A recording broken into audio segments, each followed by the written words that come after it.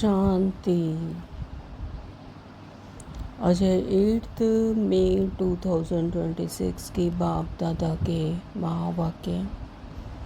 बाप दादा कहते मीठे बच्चे, हाँ जी बाबा, अभी तुम शूद्र घराने से निकल ब्राह्मण घराने में आए हो। बाप ने ब्रह्मा मुख से तुम्हें अडॉप्ट किया है, तो इसी खुशी में रहो। तो अभी पतित पने से, अपने शूद्र घराने से बाबा कहते निकल कर अब कहाँ आए हैं? ब्राह्मण घराने में। तो अभी तमो प्रधान दुनिया से फिर सतो प्रधानता की तरफ जा रहे हैं, लोअर कॉन्शियसनेस से फिर हाईएस्ट कॉन्शियसनेस में जा रहे हैं। तो बाबा ने हमें, बाप ने ब्रह्मा मुख से हमें अडॉप्ट किया। शिव बाबा ने हमें अडॉप्ट किया ब्रह्मा बाबा के मुख के द्वारा ज्ञान सुनाकर, तो इसी खुशी में रहो। प्रश्न है कौन सा गुह्य राज ब्राह्मण कुल वाले बच्चे ही समझ सकते हैं? तो ये बहुत गहरा राज है, तो ब्राह्मण कुल वाले बच्चे ही समझ सकते हैं। तो कौन सा वह है, कौन सा गहरा राज है? उत्तर है निराकार शिव बाबा हमारा पिता है। सबसे पहले तो पिता पर निश्चय कि निराकार शिव बाबा ही हमारा पिता है, और यह ब्रह्मा हमारी माता है, क्योंकि ब्रह्मा के द्वारा मुखवंशावली बनाते हैं बाबा ना, तो अडॉप्ट करते हैं, उनके मुख के द्वारा ज्ञान सुनाते हैं। तो यह हमारी क्या हुई? माता। तो निराकार भगवान कैसे माता पिता बंधु सखा बनते हैं? यह गुह्य गुप्त राज ब्राह्मण कुल के बच्चे ही समझ सकते हैं। तो जिन्होंने परमात्मा का परिचय मिला, जिन्होंने परमात्मा को पहचान लिया, हाँ, तो जिनको पूरा निश्चय है, तो उन्हीं बच्चों को बाबा समझाते हैं, वही ये ज्ञान समझ सकते हैं। यह गुप्त गुह्य राज, गहरा राज ब्राह्मण कुल के बच्चे ही समझ सकते हैं। तो उसमें भी जो दैवीय कुल के उच्च पद पाने वाले हैं, वही यह राज यथार्थ रीति समझेंगे। तो उच्च देवीय कुल में आने वाले, जो उच्च पद वाले पाने वाले होंगे, वही इस राज को यथार्थ रीति समझेंगे, बाकी नहीं समझ सकते हैं। तो कितने प्रदर्शनी में आते हैं, लेकिन अच्छा है, बहुत अच्छा ज्ञान है, बहुत अच्छा कार्य कर रहे हैं, ऐसे भी कह के जाते हैं कि आप लोग बहुत अच्छा काम कर रहे हो, बहुत अच्छा कर रहे हो, लेकिन खुद मतलब समझने की कोशिश नहीं करते कि हम भी इसमें चलें।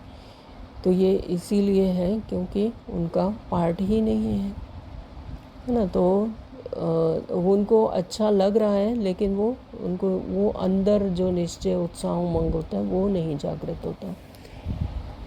तो बाबा कहते तो वही जो उच्च पद पाने वाले होंगे दैवीय कुल में, कुछ ऐसे भी हैं कि जो बहुत एड्रेस लेके जाते हैं, ड्रेसेस लेके जाते हैं कि कहाँ हैं, उनको इतना उत्साह उमंग आता है कि फटाफट सोचते हैं कि हम आएँ और जल्दी से हम शीघ्र ही ज्ञान धारण करें, हम तो पीछे रह गए। ऐसे भी हैं जिन्हें बहुत उत्साह उमंग आता है, तो वो दैवीय कुल के हैं, उनको वो टच होता है, टचिंग होती है। तो उसमें भी जो दैवीय कुल के उच्च पद पाने वाले हैं, तो वही यह राज यथार्थ रीति समझेंगे, यानी उनको वो उत्साह उमंग कशिश जागृत होगी, उनको वो आएंगे, उस ज्ञान को पाने के लिए ललायित होंगे। ओम शांति। ओम शांति। बाबा बच्चे बैठे हैं, समझ रहे हैं हमारा बाप दादा आया हुआ है। बाप तो इकट्ठा हो जाता है दादा के साथ, तो कहेंगे बाप दादा आए हैं। दादा यानी भाई है ना, तो ब्रह्मा बाबा दादा और बाप है शिव। तो बाबा कहते हैं कि दोनों ही इकट्ठे हो जाते हैं, बाप दादा।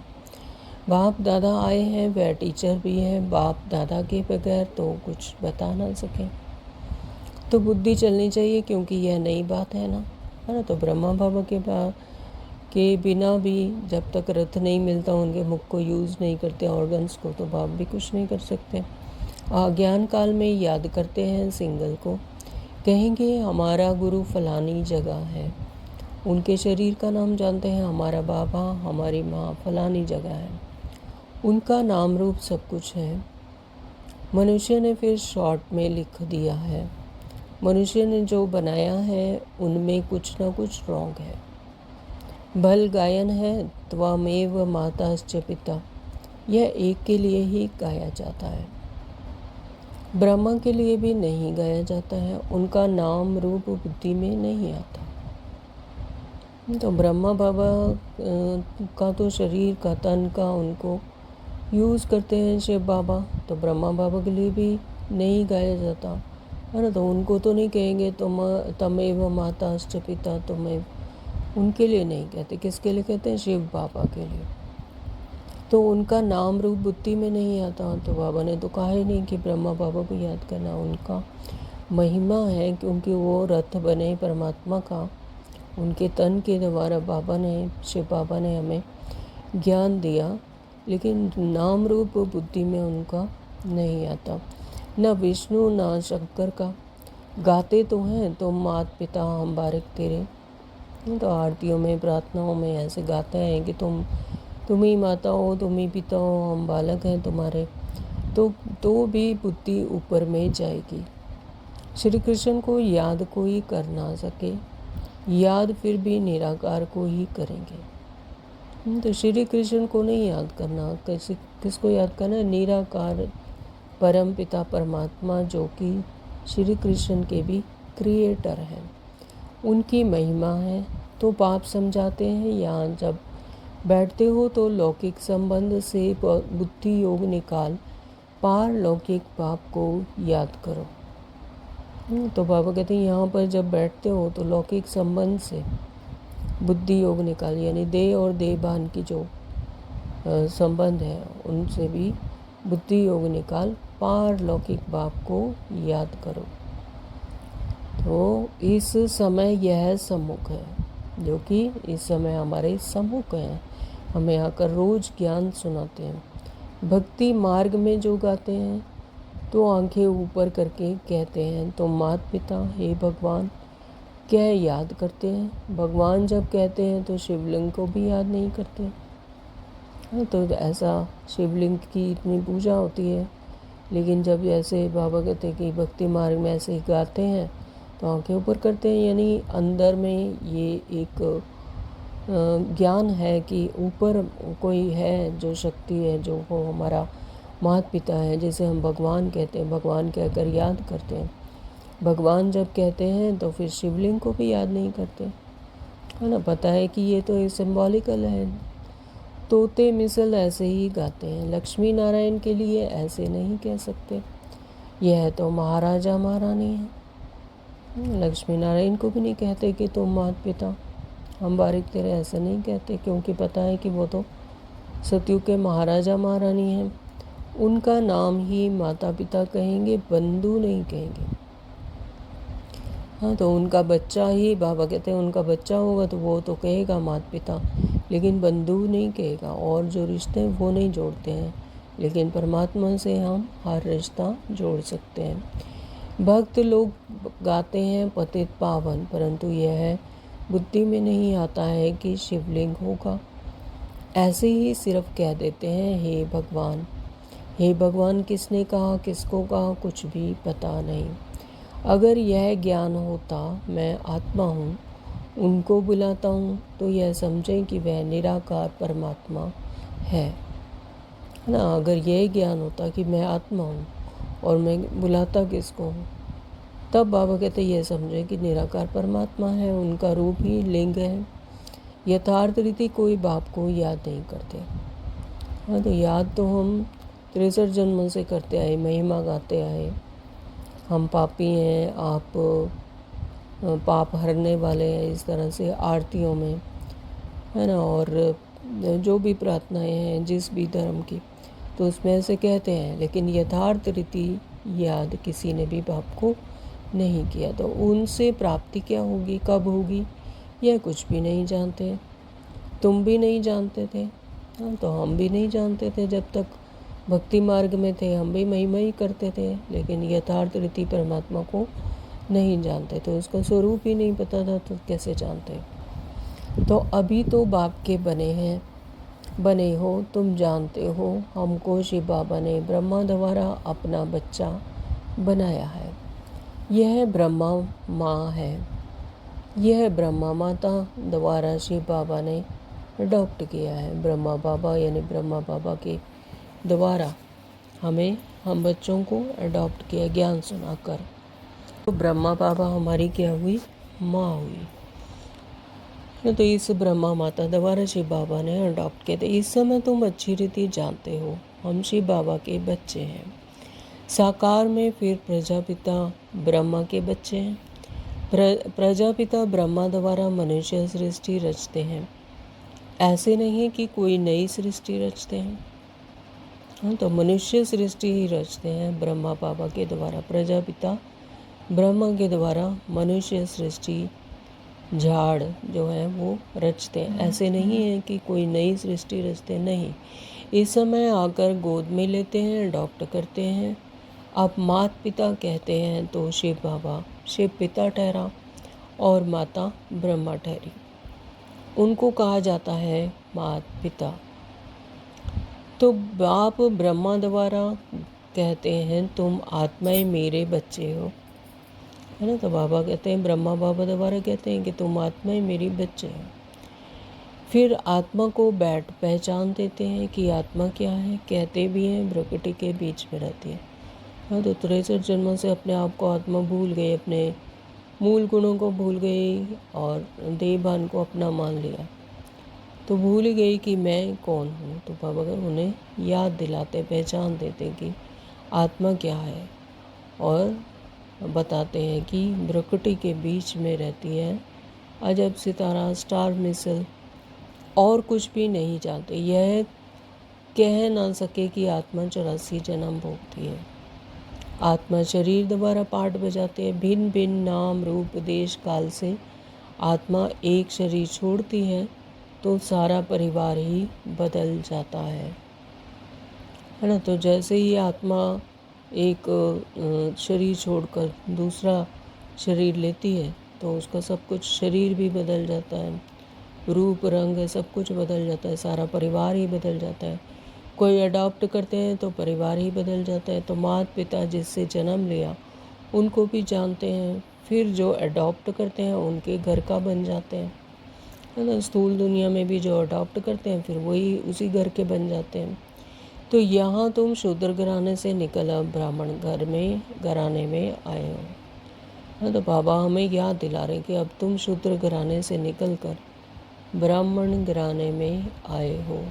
तो बाबा ने हमें अडॉप्ट किया, यानी अपने तमो प्रधानता से फिर सतो प्रधानता में आते हैं। तो ब्रह्म तन से तुमको अडॉप्ट किया, तुम तो ब्राह्मण कुल में आ गए। तो यह बातें शास्त्रों में नहीं लिखी जा सकती, यह समझाया जाता है, लिखने से कोई समझते नहीं। तो शास्त्रों में तो जो मन के वश में थी आत्माएं, है ना, तो उन्होंने जैसे उनको स्मृति है उन्होंने वैसे लिख डाले, शास्त्र बना डाले। लेकिन बाबा यहाँ पर स्वयं हमें पूरा ज्ञान समझाते हैं, तो यहाँ पर शास्त्रों की भी कोई दरकार नहीं।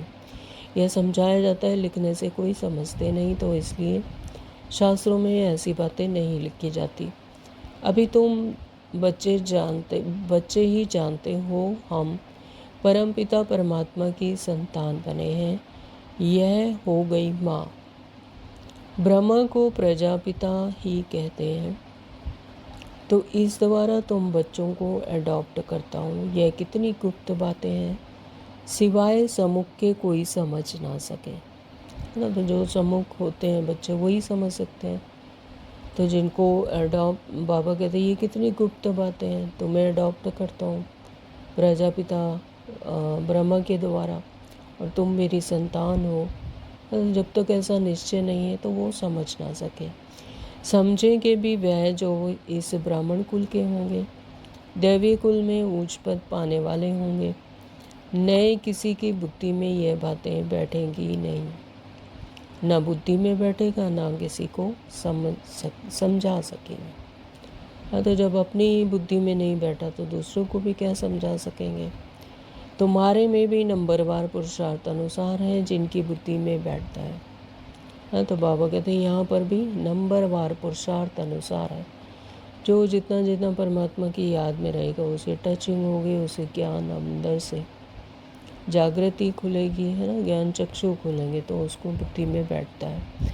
गाया जाता है तवामेव माताश्च पिता तमेव, याद किया जाता है शिव बाबा को।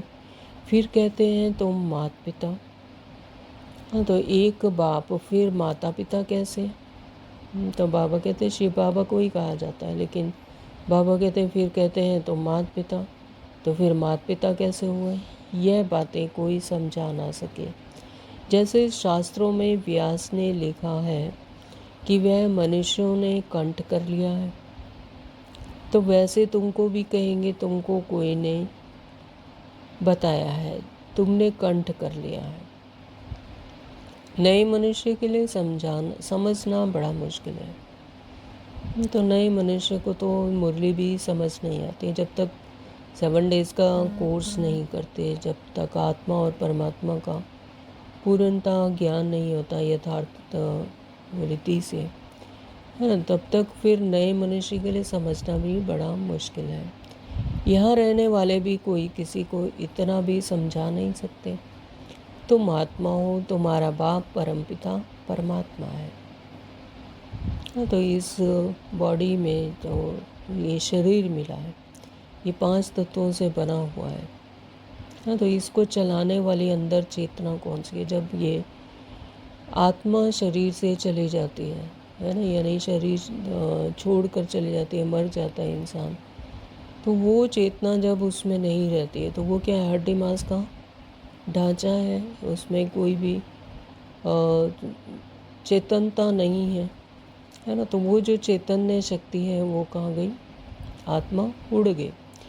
तो इसी तरह से ये शरीर को ये अपना समझ लेते हैं, लेकिन बाबा हमें समझाते हैं कि तुम आत्मा हो और ये शरीर तुम्हारा वस्त्र है, तुम इसे धारण करते हो, अलग अलग शरीरों में जाकर रोल प्ले करने के लिए धारण करते हो। तुम्हारा बाप परमपिता परमात्मा वह भी बिंदु है और आत्मा भी बिंदु है, जो कि इन स्थूल आंखों से देखने में भी नहीं आती। तो वह बेहद का बाप ही बेहद का वर्षा देते हैं। वर्षा दिया था, फिर पुनर्जन्म लेते लेते 84 जन्म पूरे हुए। अब बाप फिर वर्षा देने आए हैं। तो ये संगम युग पर ही होता है। 4 युग हैं, सतयुग, त्रेता, फिर द्वापर, फिर कलयुग।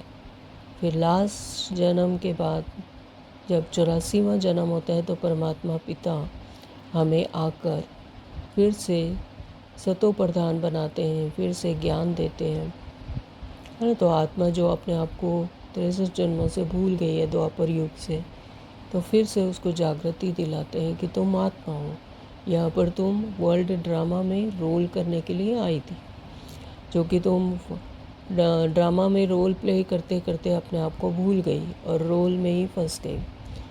हाँ, तो अपने आप को भूल गई। तो उसके सत्य स्वरूप की पहचान उसको देने के लिए परमात्मा को संगम युग पर आना पड़ता है। तो यह किसी को समझाना कितना सहज है। तो माता पिता किसको कहा जाता है? तो विचार की बात है ना, ब्रह्मा द्वारा अडॉप्ट करते हैं, फिर माँ भी जरूर चाहिए। तो जो अनन्य बच्ची होती है ड्रामा प्लान अनुसार, उनको जगदम्बा का टाइटल दिया जाता है। तो बाबा कहते हैं कि जो अनन्य बच्ची होती है ड्रामा प्लान अनुसार, हाँ, तो जैसे कि मम्मा थे तो उनको फिर जगदम्बा का टाइटल दे दिया है। मेल को जगदम्बा नहीं कह सकते हैं, है ना। तो मेल को तो नहीं, इस स्थूल दुनिया में तो मेल को जगदम्बा नहीं कह सकते। किसको कहेंगे?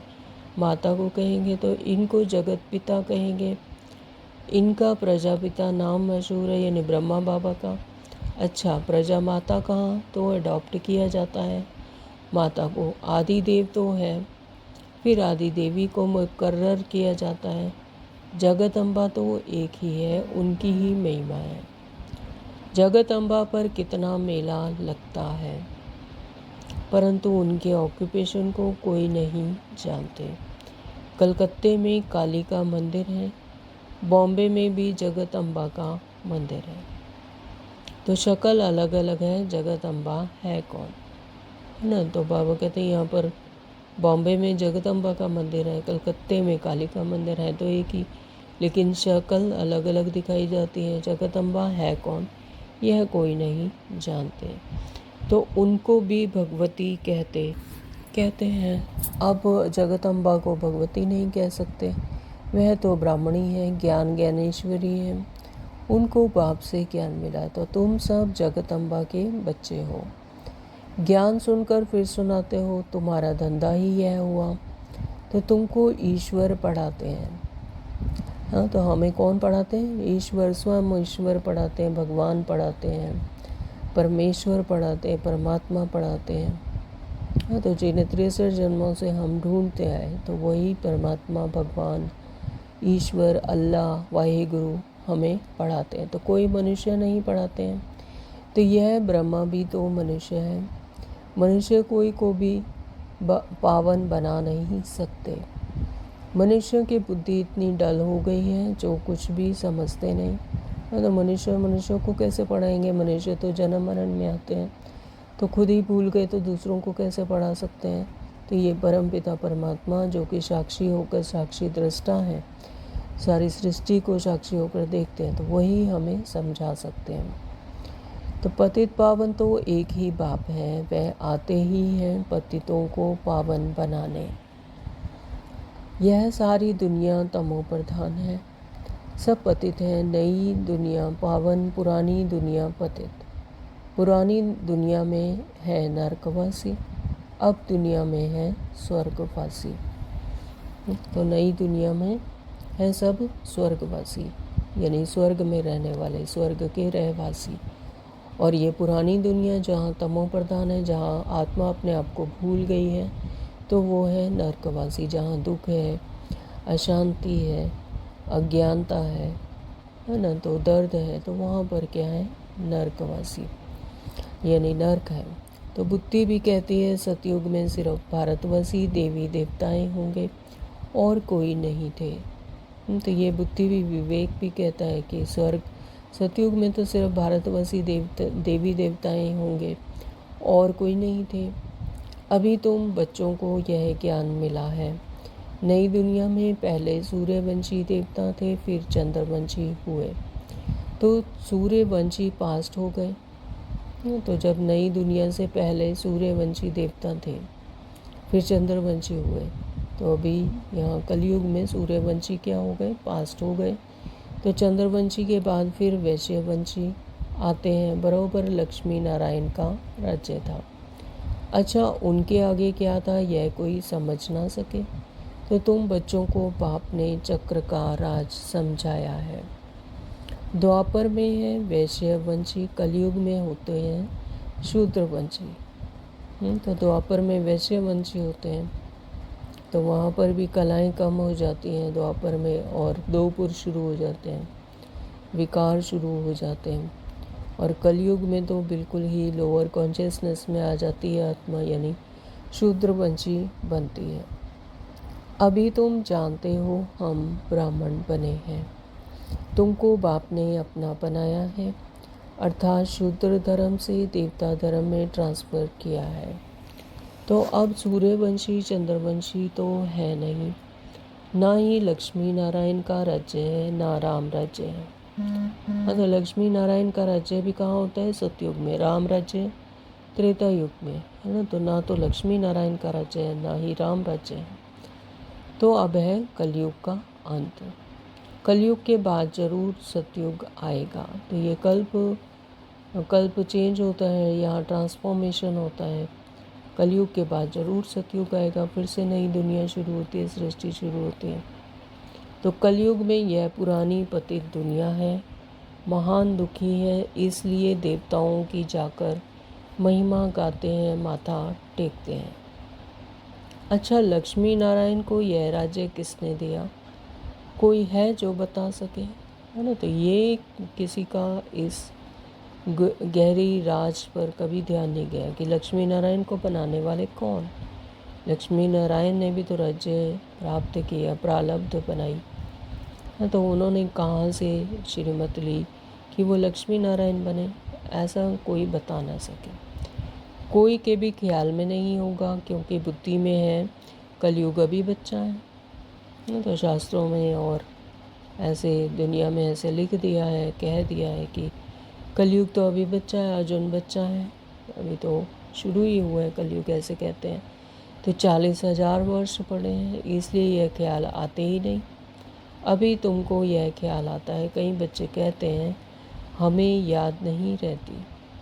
क्यों नहीं रहती? क्योंकि सवेरे सवेरे उठकर याद में बैठकर धारणा नहीं करते। समझते भी हैं फिर किसको समझा नहीं सकते, है। तो जब सवेरे उठकर बाबा ने टाइम मुकर्रर किया है कि अमृत वेले, है ना, क्योंकि उस समय जो बाकी आत्माएं होती हैं सो रही होती हैं और इतना मन की जो दुनिया होती है वो सो रही होती है। तो सवेरे सवेरे उठकर याद करने से धारणा ही होती है। तो बाबा कहते याद में बैठकर धारणा ही नहीं करते, समझते भी हैं फिर भी किसी को समझा नहीं सकते। यह तो ज़रूर होगा। सब एक रस तो समझदार बन ना सके, समझदार भी चाहिए, बेसमझ भी चाहिए। बहुत समझदार तो जाकर राजा रानी बनेंगे। जितना जितना जो जास्ती समझते हैं और समझाते हैं उनका नाम वाला होता है। प्रदर्शनियाँ होती हैं तो लिखते हैं बाबा फलानी को भेज दो। तो क्या तुम नहीं समझा सकते हो? हाँ, तो कोई प्रदर्शनी आदि होती है तो उसमें कहते हैं कि फलानी बहन को भेज दो कि वो बहुत अच्छा समझा सकते हैं। तो बाबा पूछ रहे हैं क्या तुम नहीं समझा सकते हो? बाबा उनकी प्रैक्टिस ज़्यादा जास्ती है, हम थोड़े कच्चे हैं। तो बाबा खुद भी कहते हैं कहाँ से भी निमंत्रण मिलता है तो लिखकर भेजो। कौन कौन हैं तो हम देखेंगे किस किस को भेजना चाहिए। यहाँ से भी उस नियंत्रण पर है क्या? फिर बहुत अच्छी ब्रह्मा कुमारी को भेजना होगा। अच्छा कुमार का है, मनोहर है, गंगे हैं, तो दादियों के नाम लिए बाबा ने। तो इसमें से किसी को भेज दो।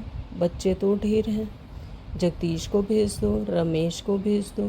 हाँ, तो वरिष्ठ भ्राता भाई हैं जो, उनका नाम लिया बाबा ने। तो तुम भी समझते हो एक दो से होशियार हैं। जैसे जज मजिस्ट्रेट होते हैं, जज होते हैं, मजिस्ट्रेट होते हैं, तो एक दो से होशियार होते हैं। गवर्नमेंट जानती है एक दो से होशियार हैं, तब तो केस एक दो से ऊपर जाते हैं। फिर हाई कोर्ट में जाओ, फिर उनसे ऊपर। हाँ, तो उसने भी जजमेंट ठीक ना दी तो फिर उससे ऊपर जाएंगे। हाँ, तो उसके बाद भी फिर हायर अथॉरिटी के पास जाएंगे। तो बाबा कहते हैं अगर उसने भी जजमेंट ठीक नहीं दी तो फिर उससे ऊपर जाएंगे। तो इनके ऊपर तुम रहम करो। अब यह सब बातें यहाँ होती हैं, सतयुग में त्रेता में होती नहीं। हाँ, तो सतयुग और त्रेता में इस तरह की कोई बात ही नहीं होती, तो वहाँ पर इस तरह की कोई जजमेंट की बात नहीं होती। फिर द्वापर में राजा रानी राज्य होता है, वहाँ तो महाराजा महारानी ही केस संभालते हैं। कहाँ? सतयुग और त्रेता में तो महाराजा महारानी होती है, तो वही केस संभालते हैं। तो वहाँ पर किसी भी जजमेंट की किसी और की ज़रूरत नहीं होती, जो उन्होंने डिसीज़न दिया वो ठीक है। वहाँ पर होते ही आत्माएं सभी संपन्न और संपूर्ण अवस्था में, तो इस तरह की वहाँ पर बातें नहीं होती। तो बाबा कहते लेकिन द्वापर में राजा रानी का राज्य होता है, केस आगे भी होंगे भी थोड़े। अभी तो तमो प्रधान दुनिया है ना, तो बादशाह के पास केस जाएगा तो थोड़ा सज़ा दे देते हैं, कड़ी भूल होगी तो कड़ी सज़ा देंगे। यहाँ तो कितने जज वकील ढेर हैं, इतना कारोबार में फ़र्क है। सतयुग में क्या होता है यह किसी को पता नहीं है। अब बाप ने समझाया है कि कोई से भी पूछो तुम लक्ष्मी नारायण को जानते हो, इन लक्ष्मी नारायण को जानते हो? तो जैसे बिरला है बहुत मंदिर बनाते रहते हैं, तो कोई अच्छा बच्चा है तो उनको चिट्ठी लिखें, तुम लक्ष्मी नारायण के मंदिर तो बहुत बनवाते हो, इन्हों को यह राजधानी कैसे मिली? जबकि सतयुग से पहले के कलयुग था, कलयुग में तो कुछ है नहीं। तो देवताओं ने तो कोई से लड़ाई नहीं की, लड़ाई की नहीं होगी। तो कलयुग में बाबा कहते हैं ये सब कलयुग में होता है, सतयुग से पहले कलयुग था, कलयुग से तो कुछ है नहीं। ना। तो देवताओं का कोई नाम निशान नहीं है। देवताओं ने तो कोई से लड़ाई नहीं की और उन्हें राज्य भाग्य मिला। तो बाबा ने मुरली में कल भी बताया कि ना, तो देवताएं जो हैं उन्होंने राज्य भाग्य पाया, विश्व की बादशाही पाई योग बल से। तो बाहुबल से यहाँ पर लड़ाई को आदि करके कोई राज्य भाग्य नहीं पाया। तो लड़ाई से कोई विश्व के मालिक बन नहीं सकते। हाँ, तो ये कायदा कानून ही नहीं है। तो विश्व के मालिक जो थे उन्होंने यह लक्ष्मी नारायण के चित्र रखे हुए हैं। तो जो जिन्होंने प्रारब्ध पाई कल्प पहले पिछले संगम युग में, तो वो अभी तक उनकी पूजा हो रही है लक्ष्मी नारायण के रूप में, है ना। चित्र रखे हुए हैं, अभी तक उनकी आरती करते हैं, पूज्य हैं। अभी तक उनको चित्रों में और मंदिरों में मूर्तियां बनाते हैं, बड़े बड़े मंदिर बनाते हैं और उनकी पूजा होती है। अभी तो है कलयुग, यहाँ लड़ाई चलती है हथियारों की। तो यहाँ पर तो आत्मा ही क्या है, आत्मा में अपनी समृद्धि नहीं है कि वो आत्मा उसके गुण शक्तियों की कोई शक्तिहीन हो गई है। आत्मा को अपने मूल गुणों का ही नहीं पता। हाँ, तो फिर यहाँ पर लड़ाई चलती है। यहाँ पर क्या है, कलयुग। कलयुग में यह लड़ाई चलती है हथियारों की। तो यहाँ पर स्थूल रीति से लड़ाई होती है। तो बाप ने समझाया क्रिश्चियन धर्म वाले ही आपस में मिल जाएं, आपस में प्रीत रखें तो विश्व के मालिक बन सकते हैं। परंतु विश्व के मालिक तो लक्ष्मी नारायण ही बनते हैं। बुद्धि कहती है ये आपस में मिल जाएं तो मालिक बन सकते हैं, परंतु सतयुग में किंग क्वीन तो कोई बन ना सके, है ना। तो चाहे यहाँ पर स्थूल दुनिया में बाबा कहते बाहुबल से कोई भी धर्म वाले हैं तो वो ऐसे मालिक बन सकते हैं बाहरी लड़ाई से, राज्य भाग्य लेने से, है ना। लेकिन जो विश्व का मालिक है, जहाँ पर प्रकृति भी उसकी सहयोगी बन जाती है, तो ऐसा जो राज्य भाग्य मिलता है वो परमात्मा से ही मिलता है और योग बल से मिलता है, अपनी आत्मिक अवस्था से मिलता है। हाँ, तो जितनी आत्मिक अवस्था उच्चतम होगी, श्रेष्ठतम होगी, हाईएस्ट कॉन्शियसनेस होगी, तो फिर उतना मालिक बनते हैं। तो बाबा कहते हैं सतयुग में जो किंग क्वीन की तो कोई बन ना सके, है ना। तो यहाँ पर जो बनते हैं बाहुबल से, तो वो तो यहीं पर बन सकते हैं, कलयुग में बन सकते हैं, सतयुग में तो नहीं बन सकते। सतयुग में जो किंग क्वीन बनेंगे वो तो योग बल से बनेंगे। तो ड्रामा ही ऐसा बना हुआ है। अभी हम फिर से योग बल से स्वर्ग का वर्षा ले रहे हैं। तो ये रूहानी पढ़ाई, इसका पर्पस ही यही है कि योग बल से हम स्वर्ग का वर्षा लेते हैं, बादशाही लेते हैं, अपनी उच्चतम हाईएस्ट कॉन्शियसनेस में पहुंचते हैं। हाँ, तो परमात्मा के द्वारा हमें क्या मिलता है, स्वर्ग का वर्षा मिलता है, विश्व की बादशाही मिलती है। तुम बता सकते हो कल पहले भी संगम पर बाप से पद पाया है। तो पहले भी, कल्प पहले भी इसी तरह से संगम पर हमने ही ये पद पाए थे, है ना। तो अभी फिर पा रहे हैं। तो 84 जन्म पूरे हुए, फिर से वर्षा ले रहे हैं।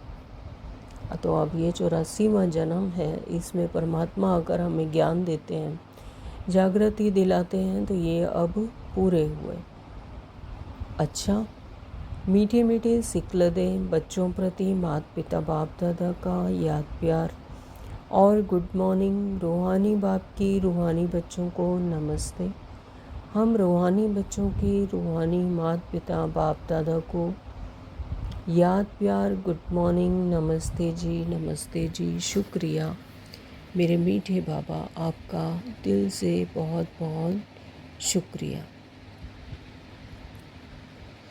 नंबर 1 बाबा ने कहा धारणा के लिए मुख्य साथ में स्वयं में धारणा करने और दूसरों को कराने के लिए सवेरे सवेरे उठकर बाप की याद में बैठना है। तो स्वयं में धारणा करने और दूसरों को भी धारणा कराने के लिए सवेरे सवेरे उठकर बाप की याद में बैठना है। तो जो समझा है उसे दूसरों को समझाने की प्रैक्टिस करनी। सवेरे सवेरे जो परमात्मा की याद में रहते हैं, परमात्मा अमृत वेला यानी करते हैं, है ना। तो जो टाइम है अमृत वेले का वो 2 बजे से लेकर 5 बजे तक का है वैसे तो, लेकिन 3:45 से लेकर 5 बजे तक का भी जो टाइम है, 4 बजे से लेकर 4:45 बजे तक का टाइम, उसमें परमात्मा ज्ञान दे रहे होते हैं, शक्तियाँ दे रहे होते हैं, दिव्य गुण, है ना। तो जब परमात्मा की याद में बैठते हैं तो शक्ति मिलती है आत्मा को, आत्मा शक्तिशाली बनती है। तो बाबा कहते हैं कि स्वयं में धारण करो और दूसरों को भी कराने के लिए सवेरे सवेरे उठकर बाप की याद में बैठना है। जैसे कि वो अमृत ले लिया आत्मा ने, तो जो समझा है उसे दूसरों को भी समझाने की प्रैक्टिस करनी है। नंबर 2 बाबा ने कहा लौकिक संबंधों से बुद्धि योग निकाल एक पार लौकिक बाप को याद करना है। तो लौकिक संबंधों से बुद्धि योग निकाल कर देह और देह की दुनिया से, देह भान से परे होना है। देह भान से जितना परे होंगे उतना ही परमात्मा की याद सदैव ही रहेगी। तो देह और देह के भान में की बातें जब याद आती हैं तो फिर परमात्मा याद नहीं आता, परमात्मा की याद भूल जाती है। तो बाबा ने कहा लौकिक संबंधों से बुद्धि योग निकाल कर, यानी देह भान से निकल कर फिर पारलौकिक बाप को याद करना है। तो बाप से जो ज्ञान मिला है वह सुनकर सबको सुनाना है, यही तुम्हारा धंधा है। आज वरदान दिया है बाबा ने, सभी अनुभव करेंगे कि परमात्मा का वरदानी हाथ मेरे सिर पर है। वरदान दिया बाबा ने, समाने की शक्ति द्वारा एक मत का वातावरण बनाने वाले दृष्टांत रूप भव। समाने की शक्ति, समाने की शक्ति द्वारा एक मत का वातावरण बनाने वाले दृष्टांत रूप भव। क्या कहा बाबा ने, जो एक जैसे मणके हैं, एक ही लगन और एक रस स्थिति में स्थित, एक ही मत पर चलने वाले हैं। हाँ, तो जिनके संकल्प भी एक जैसे हैं, एक जैसे मणके हैं, एक ही लगन, एक रस स्थिति में स्थित रह, एक ही मत पर चलने वाले हैं, आपस में संकल्पों में भी एक मत है, वही माला में पिरोए जाते हैं। लेकिन एक मत का वातावरण तब बनेगा जब समाने की शक्ति होगी।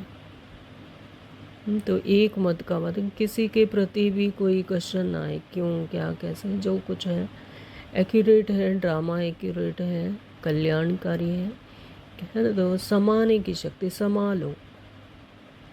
तो धरती को कहा जाता है समाने की शक्ति, है ना, हर किसी को समा लेती है धरती। तो इसी तरह से हम सब में भी यही गुण होना चाहिए, समाने का, समाने की शक्ति। तो यदि कोई बात में भिन्नता हो जाती है तो उस भिन्नता को समाओ। माँ के 5 बच्चे हैं, है ना, 5 में भिन्नता है, कोई अलग, कोई अलग, कोई अलग, लेकिन माँ सबको एक तरह का प्यार देती है, तो क्योंकि सभी उसके बच्चे हैं। तो इसी तरह से उसमें समाने की शक्ति है ना। तो किसी ने क्या कहा, कुछ किया, तो लेकिन माँ क्या करती है, सभी को एक ही तरह के डायरेक्शन देती है, सभी को एक ही तरह का प्यार देती है ना, एक ही तरह का स्नेह, एक ही तरह का पालन पोषण। तो सेम ऐसे ही जैसे धरती माता है वो भी हर एक को समा लेती है। तो इसी तरह से बाबा कहते हैं कि यदि कोई बात में भिन्नता हो भी जाती है तो उस भिन्नता को समाओ। ये नहीं है कि उछल उछल के उसको सुनाओ, उसको सुनाओ, ऐसा कहा वैसा कहा, उसी पर ही संकल्प चलाओ। तो भिन्नता को समाओ, तब आपस में एकता से समीप आएंगे और सबके आगे दृष्टांत रूप बनेंगे। ये है एकता। एक रस स्थिति में स्थित हो, एक ही मत पर चलने वाले। बहुत सुंदर वरदान दिया बाबा ने कि समाने की शक्ति द्वारा एक मत का वातावरण बनाने वाले दृष्टांत रूप भव, साक्षी दृष्टा होकर देखना है। स्लोगन है, हर संकल्प वाणी और कर्म में रूहानियत धारण करो, तब सर्विस में रौनक आएगी। हर संकल्प वाणी और कर्म में रूहानियत धारण करो।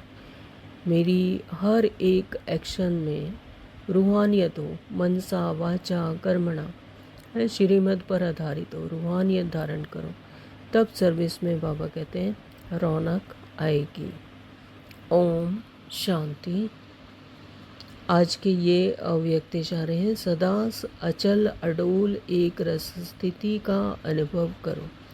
कोई भी दर्दनाक सीन देखते हुए नथिंग न्यू, जिन्हें यह नथिंग न्यू का पार्ट पक्का है, वह घबरा नहीं सकते। तो पहले कल भी हुआ था, अभी फिर हो रहा है। नथिंग न्यू, कुछ भी नया नहीं है इसमें, है। तो जिसके लिए घबराएं, जो पहले हुआ था तब भी सफल हो गए थे, विजयी हुए, तो अब फिर हो जाएंगे, तो घबरा नहीं सकते। क्या हुआ, कैसे हुआ, यह हुआ। समाचार सुनते देखते भी ड्रामा की बनी हुई भावी को शक्तिशाली बन देखते और औरों को भी शक्ति देते चलो। तो स्वयं भी शक्तिशाली बनो और औरों को भी शक्तिशाली बनाओ, शक्ति देते चलो। तो समाचार सुनते देखते भी ड्रामा की बनी हुई भावी, तो अंदर ये संकल्प हो, अंदर ये निश्चय हो कि ड्रामा कल्याणकारी है, एक्यूरेट है, ड्रामा पर पूरा निश्चय। तो दुनिया वाले घबराते और आप एक रस स्थिति में रह उन आत्माओं में शक्ति भरते। तो जो परमात्मा का ज्ञान नहीं है, जिन्हें अपना परिचय नहीं है, परमात्मा का परिचय नहीं है, तो वो घबराते हैं कि ये क्या हुआ, कैसे हुआ। लेकिन आप बच्चे, क्योंकि बाबा कहते हैं कि आपको पता है कि क्या ड्रामा क्या है, एक्यूरेट है। तो भावी जो है वही हो रहा है, बनी हुई भावी शक्तिशाली बन देखते हुए जो हो रहा है वो कल पहले भी हुआ, नथिंग न्यू। तो एक रस स्थिति में रहकर उन आत्माओं में शक्ति भरते। तो जो भी संपर्क में आए उसे शक्तियों का, शांति का दान देते चलो। तो बाबा ने हम बच्चों को क्या बनाया, सर्वशक्तिवान मास्टर, सर्वशक्तिवान शांति देव। हाँ, तो शांति देते चलो और शक्तियाँ का दान देते चलो। तो आज सारा दिन किसी भी दर्दनाक सीन को देखते हुए नथिंग न्यू, अपने अंदर पूरा निश्चय बिठाना कि ये पहले कल भी हुआ था, अभी फिर हो रहा है। ड्रामा की भावी है ना, ड्रामा कल्याणकारी है, ड्रामा पर पूरा निश्चय, नथिंग न्यू है। तो इस पार्ट को पक्का करना है और घबराना नहीं है। अपने आप भी शक्तिशाली बनना है और दूसरों को भी शक्तिशाली बनाना है। शक्ति बढ़ते चलो।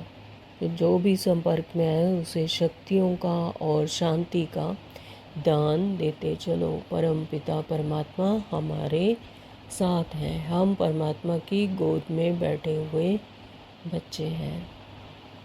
ओम शांति। थैंक यू पापा।